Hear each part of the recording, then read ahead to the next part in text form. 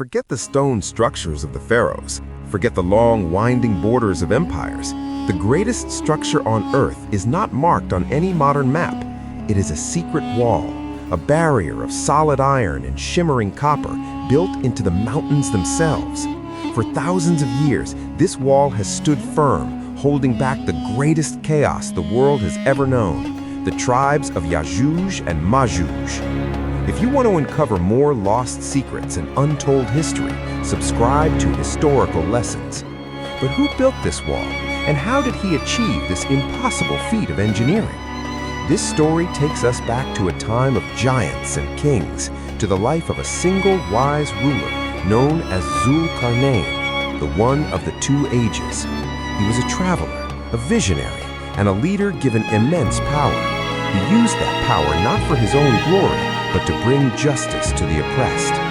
Today, we will explore his 3 legendary journeys, uncover the specific, brilliant steps he took to create this unbreakable barrier, and most importantly, understand the powerful prophecy that says this wall, one day, will fall.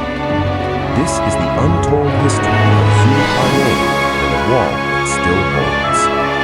Before we follow his journey, we must understand the man. Who was Dhul-Qarnayn?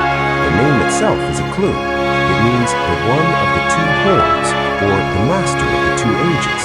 What does this mean? Historians have debated this for centuries. Some say the 2 horns refers to 2 powerful crowns, symbolizing his rule over 2 great kingdoms. Others believe the 2 horns represent his vast travels, journeying to the 2 symbolic ends of the earth, the east and the west. This second meaning is key to his story.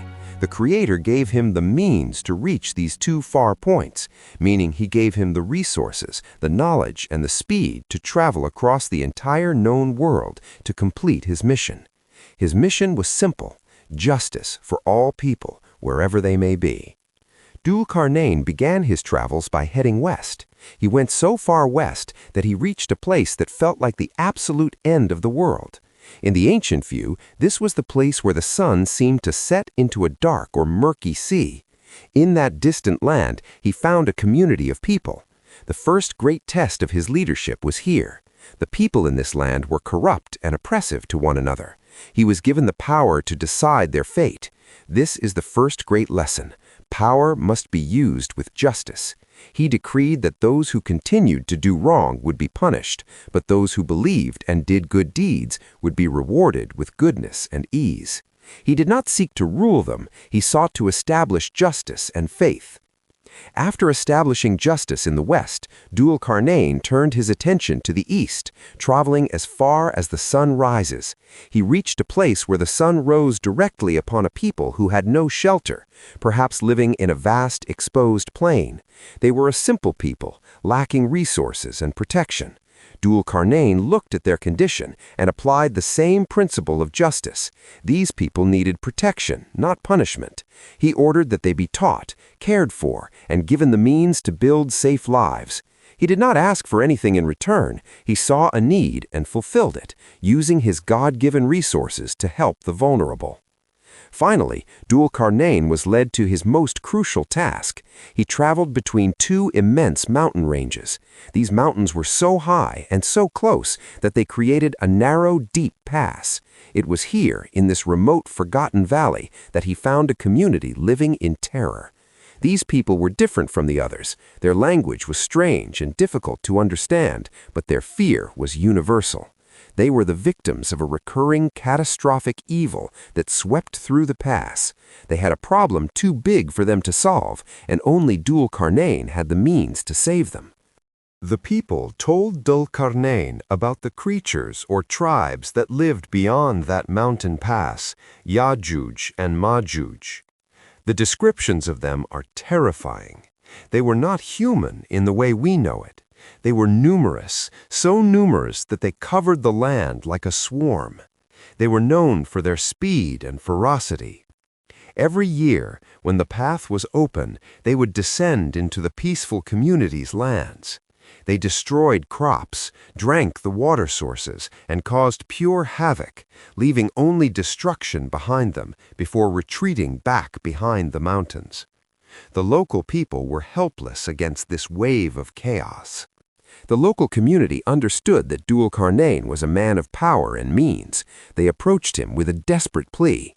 They said, "O Dhul-Qarnayn, Yajuj and Majuj are ruining this land. We are willing to pay you a tax or tribute if you can build a strong barrier between us and them." This offer of money was a true measure of their desperation and their faith in his ability. But Dhul-Qarnayn, guided by his divine mission, would show them a different kind of leadership. He would not take their money, but he would build their wall.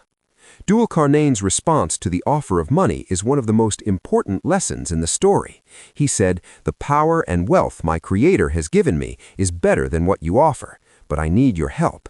Help me with your strength and labor, and I will build the barrier for you." This decision taught them that divine favor and service to humanity are worth more than any gold. The people agreed, and the monumental task began. Dhul-Qarnayn took command like the greatest engineer in history. The first step was the foundation. Dhul-Qarnayn ordered them to bring massive quantities of iron, not small pieces, but zubad al-hadid, huge blocks, sheets, or masses of raw iron ore. They gathered this iron and stacked it piece by piece, filling the huge open space in the mountain pass. They worked until the iron was stacked up high, reaching the top level between the two mountain peaks. This was the raw, massive base of the barrier, essentially a wall of stacked iron. Next came the secret to its absolute strength. Dhul-Qarnayn ordered them to bring fuel, wood, and coal, and build a tremendous fire all around the stacked iron. The fire had to be so intense that the iron glowed red. It became one giant glowing furnace built right into the valley. Once the iron was glowing, he gave the final command, "Bring me the molten copper." Liquid flowing copper was poured over the entire structure. As the copper flowed and mixed with the superheated iron, it sealed every crack, every gap, and every seam. It fused the iron into one solid, smooth, impossibly strong barrier that could not be climbed, burned, or easily broken. Dhul-Qarnayn had created an eternal lock. When the Great Wall was finished, Dhul-Qarnayn did not claim the victory for himself. He said, "This is a mercy from my Creator." He recognized that the ability, the materials, and the strength were all gifts. Then he delivered the final prophecy that makes this story so powerful. He stated that the wall's strength is only temporary. It will last only until a specific moment in time, known as the promise of my Creator. When that time comes, the wall, despite its iron and copper strength, will be flattened and turned to dust. This story gives us the greatest historical lesson of all. All human works, no matter how monumental, are temporary. The wall of Dhul-Qarnayn is a testament to justice and ingenuity, but it reminds us that only the promise of the Creator is eternal. The wall is still there, holding back the chaos of the world, waiting for its appointed hour.